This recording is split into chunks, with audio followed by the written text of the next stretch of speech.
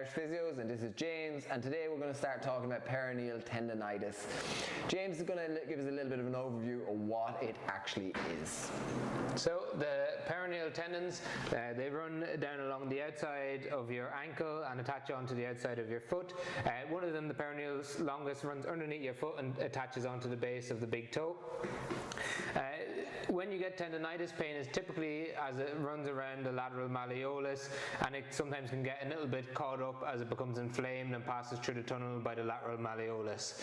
In terms of symptoms, you normally feel it when you're walking, so when you're weight bearing or when you're running. It follows a typical tendon pattern in terms of being painful in the morning, painful at the start of an exercise, and may ease as it warms up. In more chronic conditions, it may be continuously painful as you use it. Sometimes a differential diagnosis is needed in clinic, as similar symptoms can be derived from a peroneal tendon tear or a longitudinal split of the peroneal tendons. John's going to talk a little bit about the causes of peroneal tendonitis and why people get it.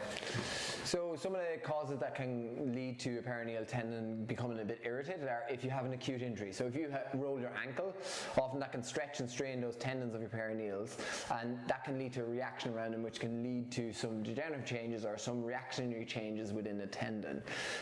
Other causes can be some biomechanical limitations within your ankle. So if you're very stiff in the ankle, it again can lead to increased load going through the tendon, as well as if it's very mobile through the ankle, it can also increase the amount of loading that's going through there.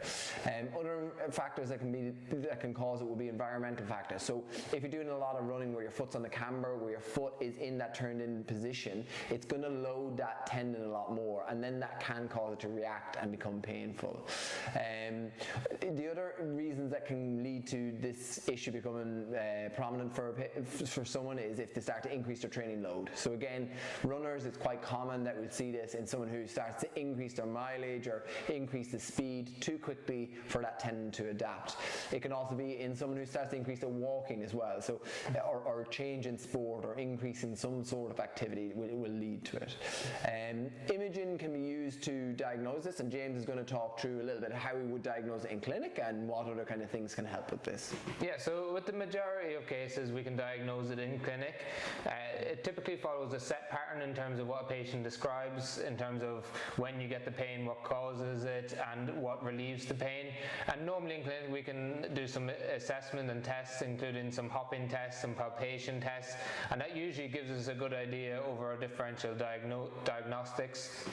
Sometimes that's not enough. In some atypical presentations we might refer them for some scans. Normally we would refer for an ultrasound in the first instance. It's really easily accessible in the NHS and privately. It gives us some live feedback on the condition of the tendon, and we can also look at some other things, such as if the tendon's subluxating live on an ultrasound scan, as that may be a contributing factor to tendonitis with the peroneals. Sometimes we refer for an MRI if we're not quite getting the results that we want from an ultrasound scan. In those instances, it gives us more information around the bony structures and the articulations around the area that the peroneal tendons pass through. Normally we wouldn't refer for an X-ray for this injury. It won't give us any information on the soft tissue structures, so it's not really needed. The main ones are an MRI or an ultrasound scan. Once we have a clear diagnostic from clinical or from imaging, we begin our treatment process. This is normally physiotherapy as the first protocol, and John's going to talk a bit about what we would do in clinic. So from a physiotherapy point of view, we would probably look at offloading that tendon initially to just try and reduce down what is irritating it. So that might be that we're just going to reduce back your training load a little bit, reducing the amount of running you're doing, or reducing the amount of steps that you're doing, and looking at addressing maybe some of those biomechanical or environmental factors that are leading to it.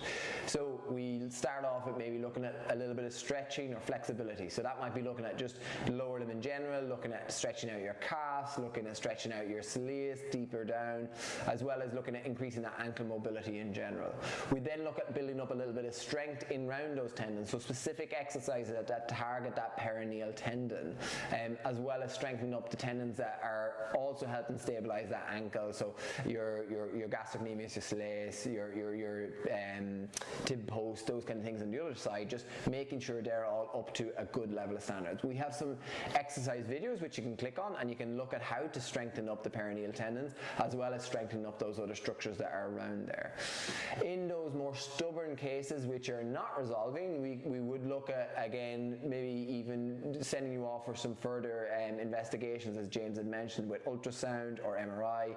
Some patients can go down the surgical route, where looking at that area where they're passing through, sometimes that can be deepened in and given a little more room for those tendons to pass through, as well as injections in those extreme cases where it is not settling down, where you're looking at injecting in around the area to settle off any inflammation. But again, we don't recommend this because it's not fantastic for the tendon, depending on what is irritated around there.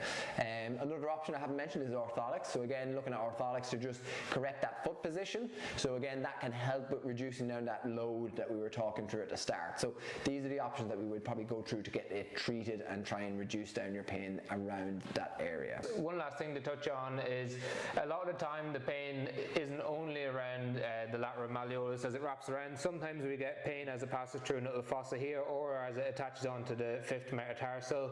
Sometimes it can be mixed or confused with a fifth metatarsal fracture, when often it's an insertional peroneal tendonitis. So that's why it's really important to see an experienced foot physiotherapist for diagnosis.